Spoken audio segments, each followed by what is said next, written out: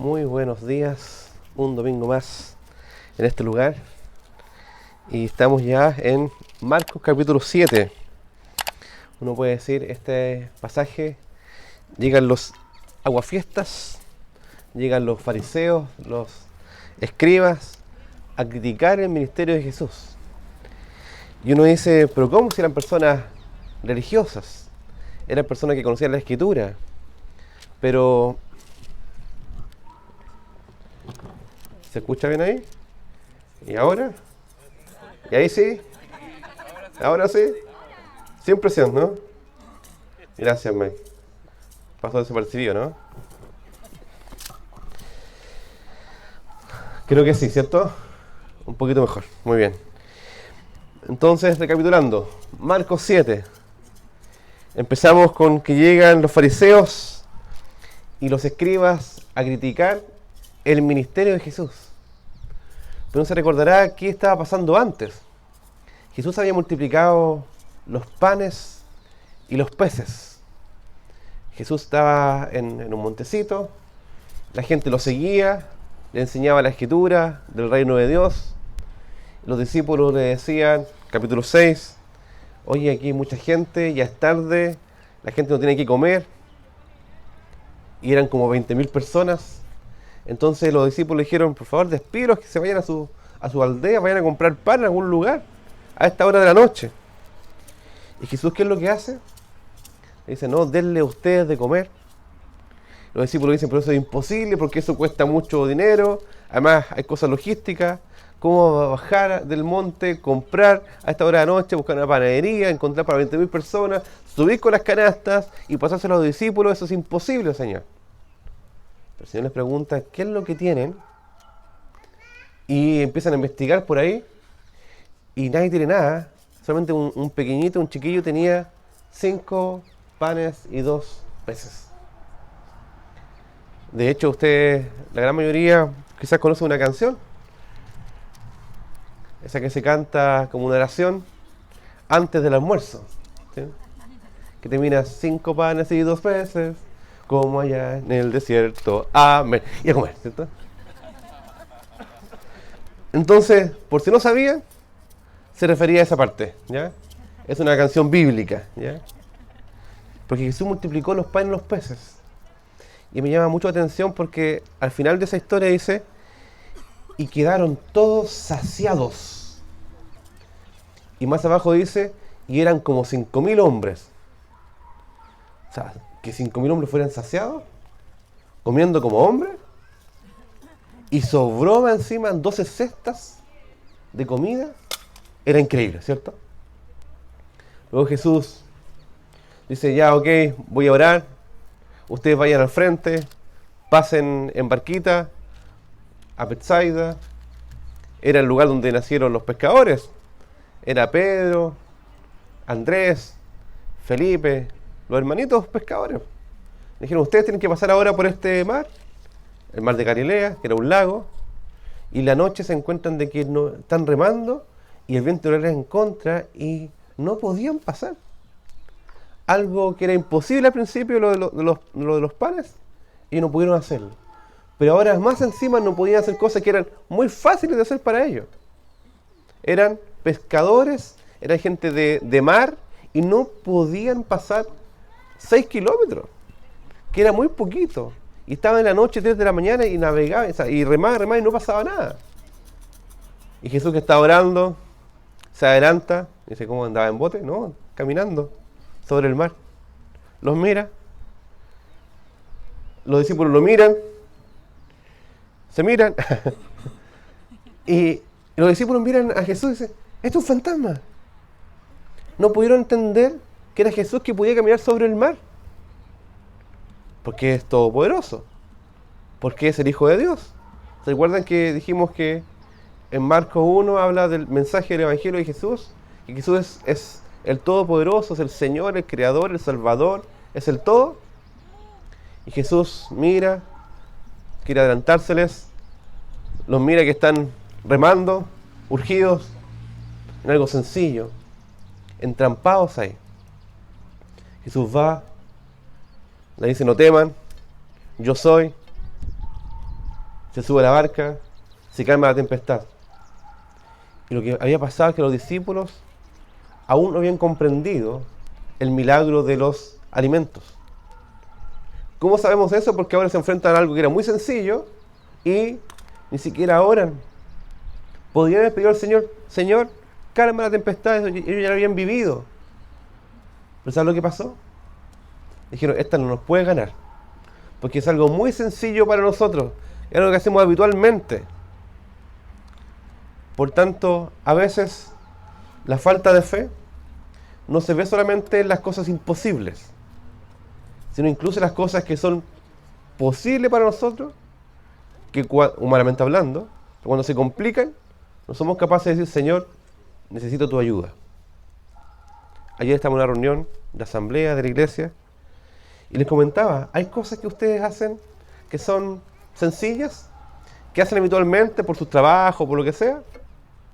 Algunos que son profesores, una clase es algo sencillo. Una planificación es sencillo. O bien alguien que, no sé, que informática, una programación es sencillo, algo que uno puede hacer. O cada uno con sus pegas, sus trabajos. O bien, o sea, cocinar, para algunos es muy sencillo, para mí no, pero es muy sencillo también. Entonces a veces decimos hay cosas que son muy sencillas, esto lo tengo aquí dominado. Pero cuando esas cosas sencillas se nos complican muchas veces, no somos capaces de ser humildes y decir, Señor, las cosas que hago bien no es por mí, es por ti, Señor. Y ese momento que el Señor nos para y dice, para, con el viento en contra nos para, y uno dice, debiera decir, Señor, ayúdame, enséñame, aquí estoy, dependo de ti. En lo difícil, en lo sencillo, siempre dependemos del Señor. Entonces el Señor está enseñando a los discípulos, y vemos que al final de Marcos, vemos que el Señor hace un montón de milagros. O sea, fíjense lo que está pasando. Vemos que Marcos 6, 53 dice, terminada la travesía, porque hay una travesía la que tuvieron los discípulos con Jesús, vinieron a la tierra de Genesaret, que era una tierra donde los frutos eran hermosos, eran muy ricos, eran grandes. O sea, yo creo que había una cantidad de jugos ahí muy ricos también. Era una región muy fértil. Y arribaron todos en esa orilla. Y cuando salieron de ellos a la barca, enseguida la gente conoció a Jesús. Y recorrieron toda la tierra de alrededor. Y la gente comenzó a traer a sus enfermos en lechos, en sus camillas. Imagínense esa escena. Gente en sus camillas, en lechos, llegando donde estaba Jesús. ¿Jesús qué hacía? Donde quiera que entraba, las aldeas, en las ciudades, los campos, ponía en las calles a los que estaban enfermos y le rogaban que les dejase tocar siquiera el borde de su manto. Y los que tocaban a Jesús eran sanados. Completamente. Milagrosamente. Esa es la escena. Esa es la gran escena. Jesús haciendo muchos milagros y demostrando el poder, la gracia, la compasión, la misericordia. Y vienen unos religiosos a decir, ¿sabes qué, Jesús? Estamos complicados contigo. ¿Por qué? Porque hemos visto que tus discípulos, antes de comer, no se lavan las manos. Y uno diría que bueno lavarse las manos porque coronavirus y todo eso, ¿cierto? O los vieron. No, pero no era por un tema higiénico. Era por un tema religioso. Que cómo es posible. Porque al comer con las manos sucias, estamos trayendo maldad a nuestros corazones. Como si fuera la maldad en lo externo. Jesús le dice, ¿están complicados por eso? ¿En verdad? Yo me imagino que llegó también a oídos de los fariseos, que Jesús alimentó a 20.000 y les dio pan y peces, y que la gente que estaba ahí, como era el desierto y llevaban un tiempo considerable ahí, no se lavaron las manos, además. Entonces era como, ¿Uno debería preocuparse por esas cosas? Están viendo el poder de Dios, la gracia de Dios, la misericordia de Dios, la compasión de Dios, y están preocupados de una ley humana, de una tradición humana, donde la tradición del pueblo judío era que era importante ceremonialmente lavarse las manos para estar completamente limpio, no sabiendo que el rito de lavado de manos era aún más profundo. No era solamente un tema de agua, era un tema de lavar el corazón, de estar dispuesto a la obra de Dios, estar dispuesto a lo que el Señor quiere. Entonces le dicen los discípulos, o sea, los fariseos a Jesús, porque los fariseos y todos los judíos, aferrándose a la tradición de los ancianos, dice, estas personas no se lavan las manos y no comen. No comen sin cuando comen no se lavan las manos. Y entonces le dice el Señor a los fariseos, ustedes son hipócritas. Bien profetizó de vosotros Isaías, como está escrito, este pueblo de labios me honra, mas su corazón está lejos de mí, pues en vano me honran, enseñando como doctrina mandamiento de hombres. Y aquí nos damos cuenta de que hay un contraste entre la enseñanza verdadera de Jesús y el contraste de la religiosidad humana. El contraste de la verdadera religión, que es Cristo el Señor, en contraste con diversas religiones que levantan mandamientos humanos que no están en las Escrituras, que no están en la Biblia, y lo hacen pasar como si fuera algo de Dios. Entonces vemos que Jesús dijo acerca de sí mismo, y no de manera orgullosa, sino llena de gracia y misericordia, dijo, yo soy el camino, y la verdad, y la vida. Lo he dicho muchas veces. Jesús nos dijo, yo soy un camino más entre muchos. Yo soy una alternativa para la vida. No dijo eso. Yo soy una verdad entre muchas, como si fuera una verdad relativa. Y Jesús dice, yo soy la verdad, yo soy el camino, yo soy la vida, yo soy el camino al Padre. Y nadie puede ir al Padre si no es a través de mí. Por tanto está diciendo, yo tengo la autoridad, yo soy quien invito, yo soy la verdad, yo he entregado la palabra, y si no está en la palabra, es mandamiento humano. Y usted podrá hacer el contraste con muchas religiones. Todas las religiones lo que hacen, es decir, es buscar la forma en que el hombre busca a Dios con sus propios esfuerzos, formas, métodos de sabiduría humana. Pero el Evangelio es Dios buscando al hombre. Por la obra de Cristo, por la gracia de Dios.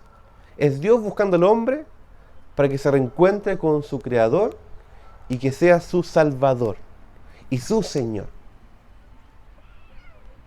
Pero todas las religiones lo que hacen es haz tu esfuerzo para alcanzar la salvación, o haz tu esfuerzo para la autorrealización, o haz tal o cual cosa para alcanzar el máximo bien, que no es Dios mismo.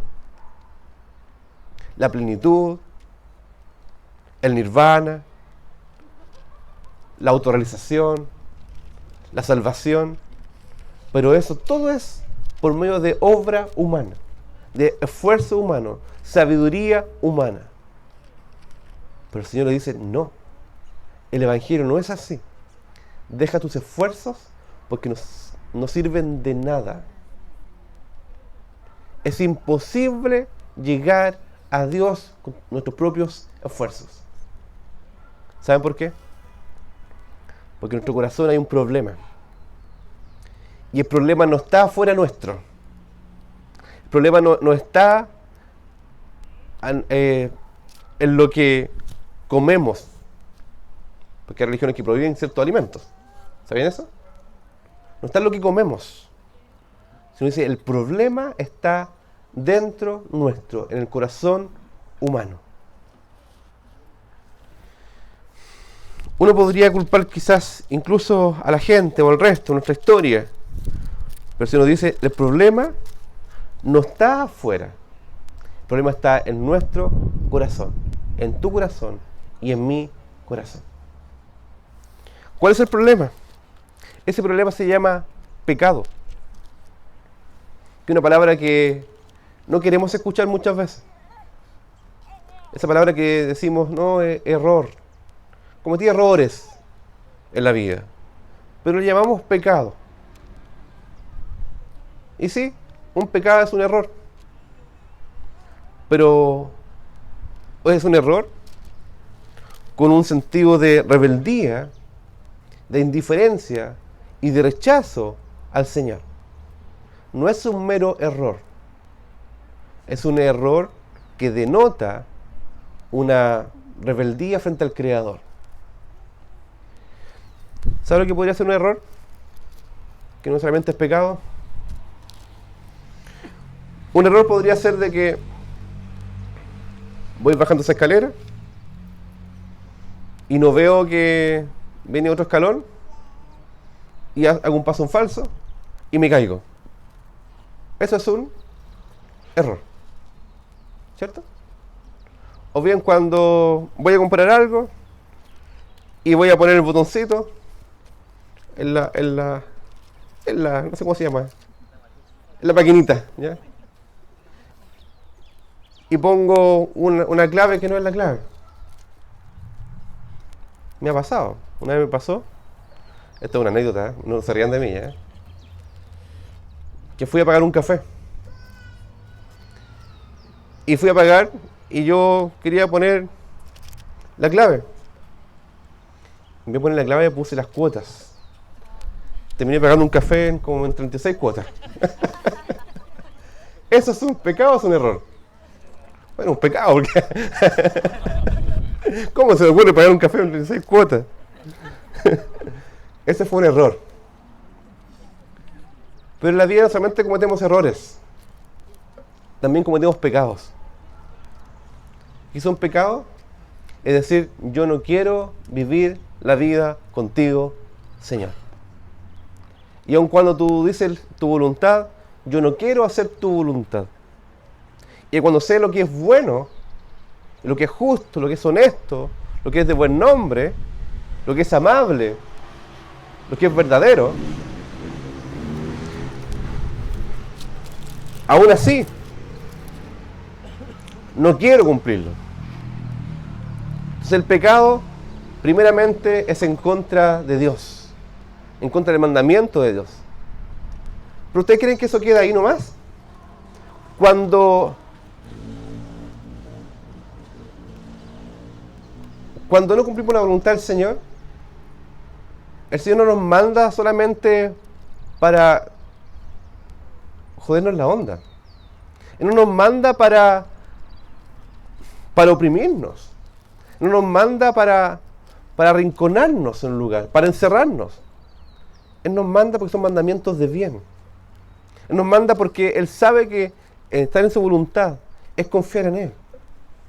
Cuando se dice no vas a mentir, no es para coartarnos nuestra libertad, es para que seamos libres, para que aprendamos a decir la verdad, para que aprendamos a ser libres de confianza en el Señor, de que a pesar de que cometí un error o un pecado y digo la verdad y tengo consecuencias de eso y no me oculto detrás de eso, el Señor nos quiere dar libertad.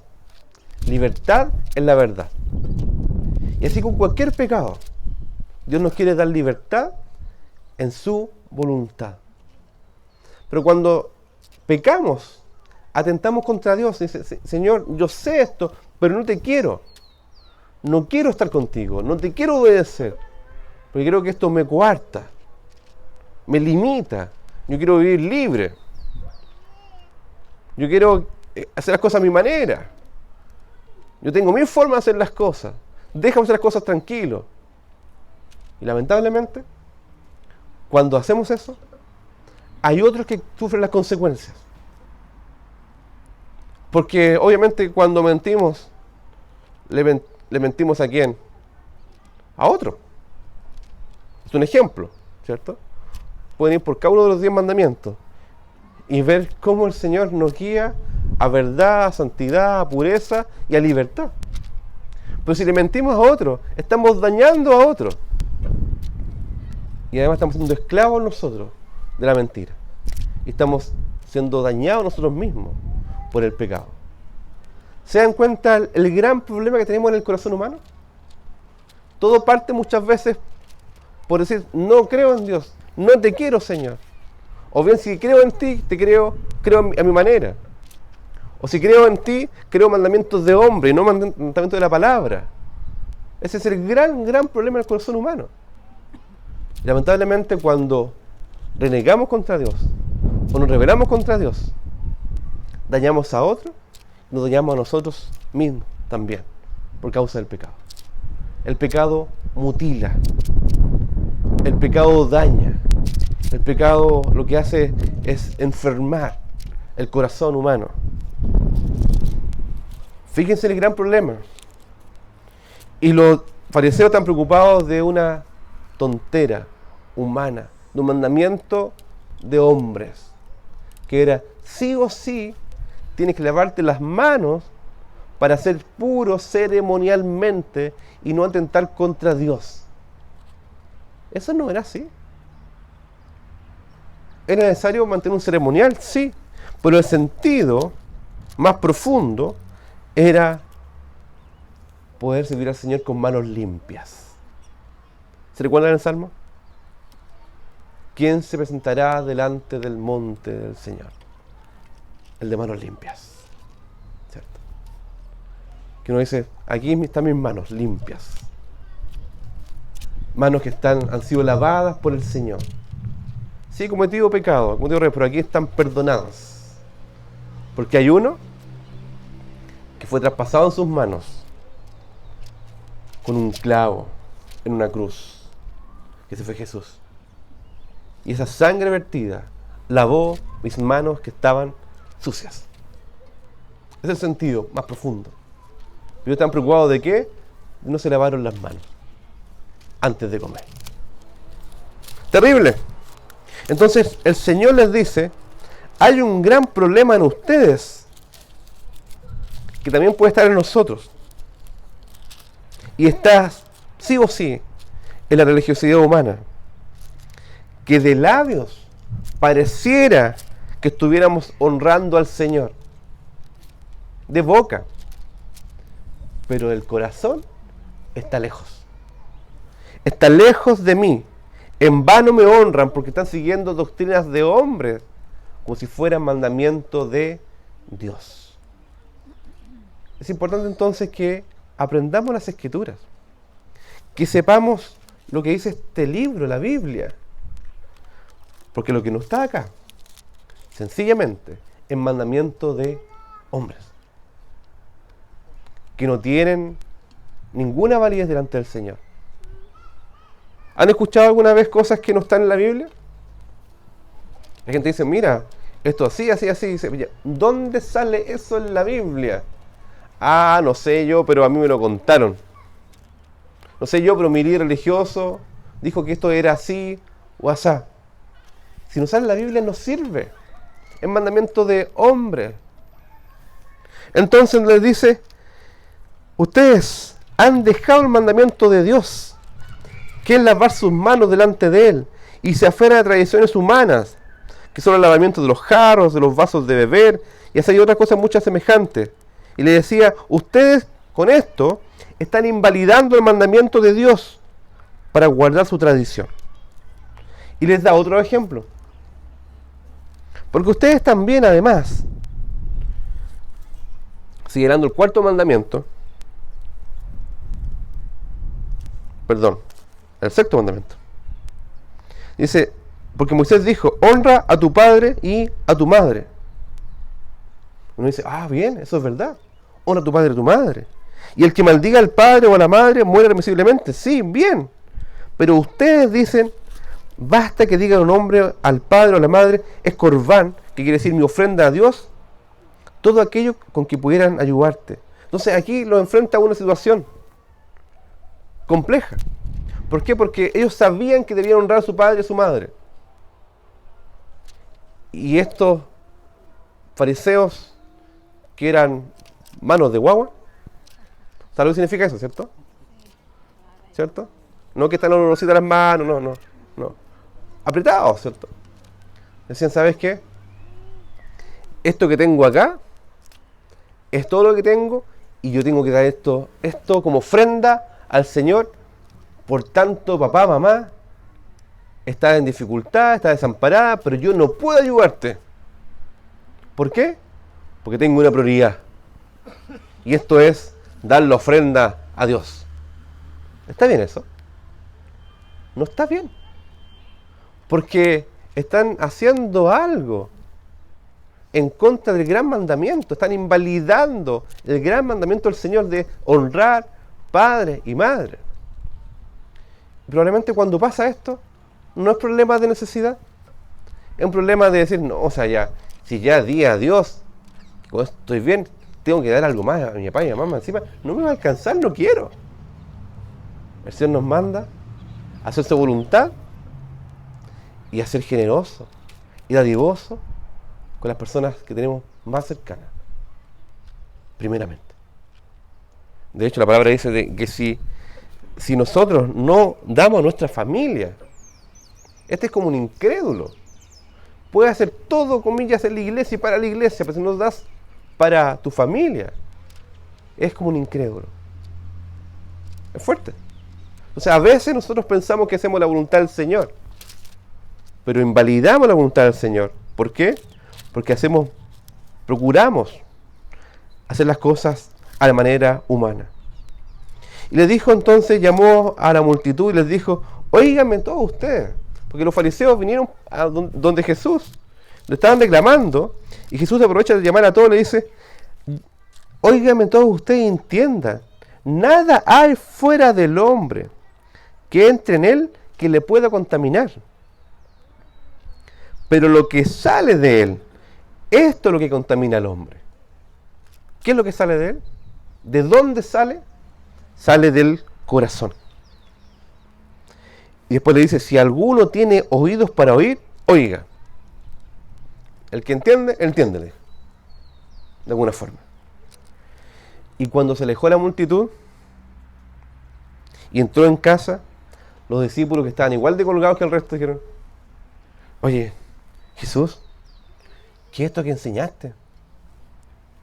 Y Jesús les dice, ¿tampoco ustedes tienen entendimiento? ¿Tampoco entienden? ¿No entendéis que no entendéis que todo lo de fuera que entra del hombre no le puede contaminar? Porque no entra en su corazón, sino en el vientre y sale a la letrina. Esto decía siendo limpios todos los alimentos. Pero decía que lo que del hombre sale, eso contamina al hombre. Porque de dentro, ¿de dónde? ¿Del estómago? De dentro, del corazón de los hombres. Y no hablamos del corazón ese que late. Hablamos del interior del ser humano. Salen los malos pensamientos. De ahí salen los adulterios. De ahí salen las fornicaciones, los homicidios, los hurtos, las avaricias, las maldades, el engaño, la lascivia, la envidia, la maledicencia, la soberbia, insensatez. Todas estas maldades salen de dentro y contaminan al hombre. Entonces, ¿dónde está nuestro principal problema? ¿Afuera o adentro? Voy a dar un ejemplo. En su tiempo, habían personas que cuando salió la televisión, decían que la televisión era la caja del diablo. Yo no digo que la televisión den cosas muy edificantes que digamos. Ese es otro tema. Pero el problema no está en la caja, está en mi corazón. Ahí está el principal problema. Entonces, claro, nos decía, santidad del Señor, sí, ser santo. Pero inventaron doctrinas de que un cristiano, cosa que no es verdad, no puede ver televisión. Y ni aún puede tener televisión en su casa. Claro, en ese tiempo esas cajas que uno le pegaba encima, ¿cierto? ¿Te acuerdas? Se escandalizarían si usted ven en su casa esa de 56 pulgadas, ¿cierto? Y uno diría, ¿ahí está el problema? En la caja del diablo que está ahí colgada. Esas cosas que salen ahí, esas aplicaciones. Netflix. Amazon Prime. Y uno diría, wow, ahí está el problema. Entonces voy a quebrar la tele. Voy a derribar los altares y los ídolos en mi casa. Voy a sacar la tele. Los niños me dirían como, papá, ¿qué estás haciendo? Desesperado, porque a veces hay una idolatría también en la tele. Hay que también entenderlo. Pero el problema es ese. El problema es el corazón humano. Aquí estaba pasando exactamente lo mismo. No, que hay que lavarse las manos. Porque si uno se va a contaminar con los alimentos, manos sucias, el corazón humano se contamina. Dice, no, ese problema no es externo, es interno, está en tu corazón y en mi corazón. Te pregunto, ¿de dónde salen las envidias? Del corazón humano, que deja de confiar en la soberanía del Señor y empieza a desear lo que el otro tiene. Y con orgullo, con vanidad, con temor, con rencor, empieza a odiar al otro incluso. ¿De dónde salen los adulterios? De la insatisfacción de Dios mismo, de desconocer su fidelidad y amar más los placeres de este mundo que amar la gloria de Dios. Entonces no sacaban nada con lavarse las manos los fariseos, ¿cierto? Manos limpiecitas, imagino, manos pulcras, manos religiosamente pulcras, pero el corazón lejos de Él. Entonces el Señor no quiere que nos veamos lindos y bonitos para afuera. Igual lávese las manos, córtese la uña. Hágalo igual, por favor. Es decente, es bonito, está bien. Pero no lo va a hacer más apto delante del Señor. Hoy día reflexionaba respecto de este lugar. Y cómo cada uno llegaba vestido. Cada uno con sus colores y sus estilos. Mira, el Gerson ahí con su tenía ahí, ¿cierto? Y me dice, algunos dirían, esto es falta de respeto delante del Señor. Le digo, ¿sabes qué? Sí, uno puede estar más ordenadito o menos ordenado. No lo digo por ti.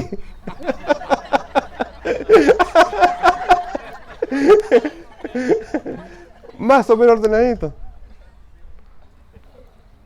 ¿Usted cree que el Señor se fija en que yo ando con camisa y anda con ese gorro ahí? ¿Creen que es más acepto, mi hermano? Lo digo porque tengo confianza con él, ¿cierto? No, por ninguna manera. El Señor mira el corazón. El Señor mira el corazón. Y el Señor está buscando que estemos ordenaditos, sí, pero por dentro. Primeramente. Uno sabrá cómo se viste después. Ordenaditos por dentro. Bonitos por dentro. Y hay una forma de estar bonito por dentro. Y no es tratando tú de automaquillarte. No es sacarte los selfies y ponerte el filtro. Es que el Señor lave y limpie nuestros corazones. Y es solamente una forma de hacerlo. Reconociendo nuestros errores y llamarles pecado. He atentado contra ti, Señor. Perdóname, he arrancado de ti. He pensado que lo he hecho de lujo, muy bien, a mi manera, que estoy viviendo en mi ley, pero no. Hay personas que dicen y enseñan, ¿sabes qué? En la vida no hay de qué arrepentirse. Uno sigue su corazón. Total, lo comido y lo bailado no me lo quita nadie. Uno debe hacer las cosas y hacerlas si te equivocáis, y equivócate bien, con todo. Y con convicción incluso. Equivócate con fe. No. Se nos dice no. Eso es orgullo. Eso es incredulidad. Eso es pensar que puedes hacer las cosas delante de un Dios creador a tu manera, sin considerar que Él es todopoderoso y Él busca que le adoremos y vivamos para su voluntad y en su propósito. No solamente para darle honra a Él, sino para, además de darle honra a Él, junto con eso, para bendición a nuestra alma, para plenitud de nuestro corazón, para bendición a otros. ¿Has intentado alguna vez hacer las cosas bien y no te ha resultado? Necesitamos del Señor. ¿Has pedido ayuda al Señor y Él te ha perdonado? ¿Ok? ¿Y has visto lo que empieza a pasar en tu corazón? ¿Y el corazón de otros cuando empiezas a obrar en gracia y misericordia? ¿Y cómo lo que estaba muerto empieza a cobrar vida? ¿Cómo lo que estaba quebrado es reordenado? ¿Cómo lo que estaba pudriéndose el Señor le da vida nueva? Esa es la obra de nuestro Señor. No se enfoca en lo externo, sino que es de adentro hacia afuera. El Señor vino a salvarnos, a perdonar nuestros pecados, a restaurar la relación con Él. ¿Pero cómo? Reconociendo que hemos pecado, que nuestros errores han sido rebeldía frente a Dios, han dañado a otros y además me han dañado a mí mismo. Y el Señor quiere perdonarte. ¿Se recuerdan la canción que cantábamos delante? Salvos por la gracia. Que nada tiene, que el pecado ya no tiene poder sobre mí. Eso es. Y una canción alegre. Porque te digo algo. Si ha estado tu vida en pecado, o perdido, o bien desorientado, el Señor con su gracia puede decir, ok, perdono, pongo vida y vida abundante, y vas a poder empezar una vez más con el Señor. Llevas poco tiempo o mucho tiempo, o estás lejos del Señor, o te sientes llamado por Él. El Señor te llama hoy para que podamos recobrar esa gracia de Él y disfrutar del gozo de su salvación. Entonces, ¿cuál es el principal problema del ser humano? No es Rusia, no es la inflación, no es la caja del diablo, no es Netflix, es el corazón humano. Y uno dice, wow, Señor, ese es mi problema, mi corazón. Pero el Señor nos dice, ven, yo tengo la solución a tu principal problema, que es perdón de pecado, restauración frente al Señor, para su gloria. ¿Te sientes cansado, desanimado? ¿Te sientes como que ha hecho todo mal en la vida? ¿O que ha hecho un par de cosas buenas y las cosas malas han pesado mucho?